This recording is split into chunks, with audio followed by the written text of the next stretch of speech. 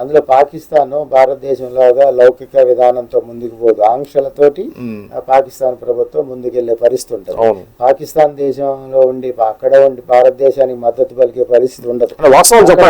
అక్కడ నీకు భారతదేశం జాతీయ జెండా చోట ఒక వ్యక్తి జెండాని చూపించినందుకే ఆయన్ని అరెస్ట్ చేసి జైల్లో వేశారు. అదే పాకిస్తాన్ జెండాలు భారతదేశంలో అనేక చోట్ల ప్లాటిస్తా ఉంటారు. క్రికెట్ జరిగే పరిస్థితుల్లో పాకిస్తాన్ క్రికెట్ జరిగినప్పుడు పాకిస్తాన్ గెలవాలని ర్యాలీలు నిర్వహించిన పరిస్థితి ఉంటుంది. అంటే దాని ఉద్దేశం ఏంటంటే అభిమానులు ఎవరికైనా ఉంటారు, రకరకాల హీరోలకు అభిమానులు, కానీ పాకిస్తాన్ క్రికెట్ టీం గెలవాలని పాకిస్తాన్ జెండాలతో ర్యాలీలు చేసే స్లీపర్ సెల్స్ కూడా భారతదేశంలో ఉన్నాయి. దాని వెనక స్లీపర్ సెల్స్ ఉన్నాయా? నిజంగానే పాకిస్తాన్ కి సంబంధించిన క్రికెటర్ కి అభిమానులు దీనికి అభిమానులు భారతదేశంలో ఉండరు కదా. కాబట్టి గతంలో ఆ విధానం కొనసాగింది భారతదేశంలో.